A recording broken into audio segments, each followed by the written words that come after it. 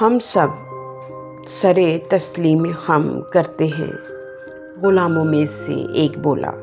سردار کا سر فخر سے تن گیا۔ اس نے ایک اچٹتی سی نظر تمام غلاموں پر ڈالی جو کہ ہاتھ باندھے اور سر جھکائے مؤدبانہ انداز میں کھڑے تھے۔ سردار مسکرایا اور اپنے خیمے کی طرف چل دیا۔ ہم کب تک یوں ہی سر تسلیم خم کرتے رہیں گے؟ ایک غلام اکبر بولا۔ کب تک؟ تمام غلام آپس میں چہمگوئیاں کرنے لگے۔ کافی دیر بعد غلام جیرو کی آواز ابھری۔ ہم اس وقت تک غلام رہیں گے جب تک ہمارے جسموں میں روحیں اور سینے میں سانس ہے۔ لیکن یہ تو زیادتی ہے، ہماری سوچ پر پابندی ہے۔ ہمارے جسم ہمارے نہیں، حتیٰ کہ ہماری اولاد بھی ہماری نہیں ہے، غلام اکبر بولا۔ اکبر ٹھیک کہتا ہے، غلام مصطفیٰ نے غصے سے کہا، اور سب غلاموں نے مصطفیٰ کی تائید کی۔ کیا ہم پیدائشی غلام ہیں؟ کیا ہماری قسمت یہ ہے کہ ہم سے جانوروں کی طرح سلوک کیا جائے؟ سب غلام باری باری بول رہے تھے۔ اکبر آگے بڑھا اور سب غلاموں کو چپ کراتے ہوئے بولا، سنا ہے جب ظلم حد سے بڑھ جائے تو اللہ تعالیٰ ظالموں کو ابابیل کے حملوں سے برباد کر دیتا ہے۔ تو اس کا مطلب ہے کہ ہمیں غیبی مدد کی امید رکھنی چاہیے کیونکہ ہم سب مظلوم ہیں، مصطفیٰ نے کہا۔ لیکن ہمیں اس بات کا احساس پہلے کیوں نہیں ہوا؟ جیرو بولا، احساس ہمیشہ اس وقت ہوتا ہے جب ظلم حد سے بڑھ جائے اور انسان خود کو بے بس محسوس کرنے لگے۔ اکبر نے وضاحت کی، سب چپ ہو جاؤ، سردار آ رہا ہے۔ جیرو نے سرگوشی کی اور سب غلام دم ساتھ کر بیٹھ گئے۔ تم سب اکٹھے ہو کر کیا کر رہے ہو؟ سنا ہے کہ وہ وقت سردار کے لیے خطرناک ہوتا ہے جب کسی بستی کا سب سے کمتر طبقہ گٹھ جوڑ میں مصروف ہو جائے۔ سردار نے کرخت آواز میں کہا۔ سب ڈر گئے۔ پھر جیرو اپنی جگہ سے اٹھا اور دھیمی سی آواز میں بولا، مائی باپ، ہم سوچ رہے تھے۔ کیا کہا؟ سردار غصے میں آ گیا۔ تمہیں معلوم ہے سوچنے کی سزا کیا ہے؟ سردار نے طیش میں آ کر پوچھا۔ نہیں معلوم، جیرو نے ڈرتے ڈرتے جواب دیا۔ کیونکہ ہم نے پہلے کبھی نہیں سوچا، جیرو نے بات مکمل کی۔ خاموش ہو جاؤ، سردار چلایا۔ کسی بھی ریاست کی تباہی کا پہلا عنصر وہاں کے کمتر طبقے کی اجتماعی سوچ ہے۔ یہ طبقہ یا تو اس وقت سوچتا ہے جب خوشحال اور فارغ البال ہو، یا اس وقت جب دونوں باتوں سے محروم ہو۔ تمہاری سوچ میں کس بات کا عمل دخل ہے؟ سب غلام خاموش رہے۔ اکبر تم بولو، سردار چلایا۔ لیکن وہ بھی خاموش رہا۔ خاموشی سچ کو پختہ کرتی ہے اور جھوٹ سچ کو پراگندہ، سردار نے قدرے خاموشی کے بعد کہا۔ غلام پھر بھی خاموش رہے۔ تمہیں معلوم ہے ہمارے آباء و اجداد ان لوگوں کے ساتھ کیا سلوک کرتے تھے جو منہ میں زبانیں رکھتے تھے اور حکومت کے بارے میں سوچتے تھے؟ سب غلام اب بھی خاموش رہے۔ سردار نے سلسلہ کلام جاری رکھا۔ ایسے غلاموں کی زبانیں کھنچوا لی جاتی تھی اور ان کے سروں کو ہاتھی کے پاؤں تلے رون دیا جاتا تھا۔ تمام غلام سہم گئے، لیکن اکبر کے ماتھے پر تیوریاں نمودار ہو گئیں۔ تم کھڑے ہو جاؤ، سردار نے اکبر کو مجمع سے علیحدہ کھڑا کیا۔ سردار نے تالی بجائی۔ دو جلاد تلوار تھامے خیمے سے باہر نکل آئے۔ سردار نے اکبر کی طرف اشارہ کیا۔ جلاد تلواریں لیے اس کی طرف بڑھے اور چند ہی لمحوں میں اکبر زمین پر ڈھیر تھا۔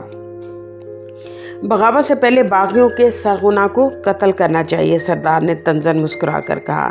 تم میں سے اور کون ہے جو سوچتا ہے؟ سردار نے تحکمانہ انداز میں پوچھا۔ خاموشی رہی۔ سردار نے جیرو کو کھڑا کیا۔ جیرو تم بھی سوچتے ہو؟ سردار نے جیرو سے پوچھا۔ جیرو سر جھکا کر کھڑا رہا۔ تم تو انتہائی وفادار تھے، سردار نے طنزاً کہا۔ جیرو نظریں جھکا کر بولا، وفا ہمیشہ وفادار کے ساتھ کی جاتی ہے۔ کیا؟ سردار تھرا گیا۔ تمہیں یہ سب باتیں کس نے بتائی؟ سردار حیرانی سے بول رہا تھا۔ تم تو جاہل تھے، علم سے بے بہرا، اپنے حقوق سے بے خبر۔ مصطفیٰ جوڑ کر اٹھ کھڑا ہوا اور بولا، جناب ہمیں یہ سب باتیں نیک آدمی نے بتائی ہیں۔ نیک آدمی؟ سردار متجسس ہوا۔ کون نیک آدمی؟ سردار نے پوچھا۔ وہی نیک آدمی جس نے دوسری بستی والوں کو یہ باتیں بتائی تھی، مصطفیٰ نے سر جھکائے جواب دیا۔ تو اس کا مطلب ہے کہ نیک آدمی اس بستی تک پہنچ چکا ہے، سردار دل ہی دل میں بڑبڑایا۔ دوسری بستی کے لوگوں نے ان باتوں کا کتنا اثر لیا؟ سردار نے مصطفیٰ سے پوچھا۔ انہوں نے مل کر سردار کو قتل کر دیا۔ مصطفیٰ نے انتہائی متانت سے جواب دیا۔ سردار مصطفیٰ کا جواب سن کر ایک دم غصے میں آ گئے۔ اسے باہر گھسیٹ لاؤ، سردار چلایا۔ وہی جلاد اسے بازو سے گھسیٹتے ہوئے باہر کھینچ لایا۔ تمہیں معلوم ہے کہ تم کیا ہذیان بک رہے ہو؟ کیا تم چاہتے ہو کہ تمہارا انجام بھی اکبر جیسا ہو؟ سردار دھاڑا۔ ہم سب غلامی کی زندگی سے مر جانا بہتر سمجھتے ہیں۔ ہم سب کی آواز ایک ہے، ہم سب کی قربانی ایک ہے۔ ہماری آج کی قربانی ہماری کل کی نسلوں کے لیے آزادی کا پیغام ہوگی۔ مصطفیٰ بڑی جرأت سے بول رہا تھا۔ لے جاؤ اور اسے قتل کر دو، سردار نے حکم دیا۔ ایک اور غلام ڈھیر ہو گیا، پھر نہ جانے کتنے غلام ڈھیر ہو گئے، لیکن سردار ان کی آوازوں کو نہ دبا سکا۔ اس رات سردار ساری رات پریشان رہا۔ اس نے اپنے معتمد خاص کو حکم دیا کہ صبح ہونے سے پہلے بستی کے تمام دانا افراد اکٹھے کیے جائیں۔ سردار کا حکم سنتے اس کی بستی کے کونے کونے میں پھیل گئے اور بستی کے تمام دانا افراد کو شاہی خیمے میں اکٹھا کر لیا گیا۔ ان سب دانا افراد میں سب سے دانا فرد کو سردار کے سامنے پیش کیا گیا۔ تمہارا کیا خیال ہے کہ تمام غلاموں کو قتل کر دیا جائے؟ سردار نے دانا سے پوچھا۔ قتل مسئلے کا حل نہیں ہے، دانا نے انتہائی عاجزی سے جواب دیا۔ یہ لوگ سوچنے اور بولنے لگے ہیں، سردار نے غصے میں کہا۔ اللہ تعالیٰ نے انسان کو اشرف المخلوقات اسی لیے بنایا ہے کہ وہ غور و فکر کرتا ہے، سوچتا ہے، دانا نے جواب دیا۔ تو اس مسئلے کا حل کیا ہے؟ سردار نے پوچھا۔ جناب والا، کسی ناحق کا قتل ہی بغاوت کی پہلی کڑی ہے، دانا نے جواب دیا۔ تو تمہارا مطلب یہ ہے کہ وہ اپنے ارادے، اپنے موقف اور اپنی سوچ میں درست ہیں؟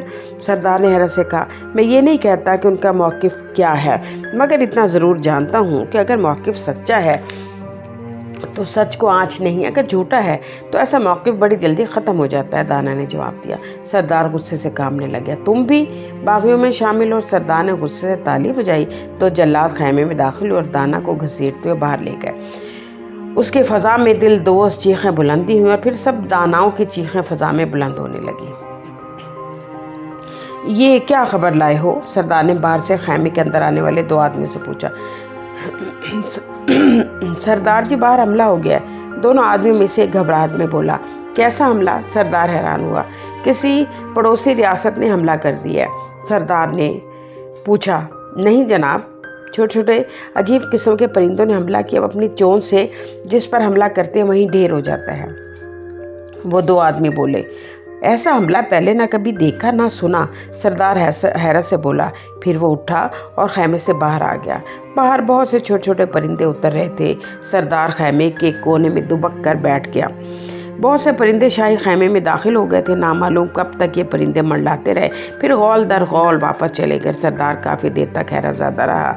اس کی جانب کوئی پرندہ بھی لپک کر نہ آیا تھا۔ وہ کونے سے اٹھا اور شاہی خیمے کے اندر داخل ہو گیا۔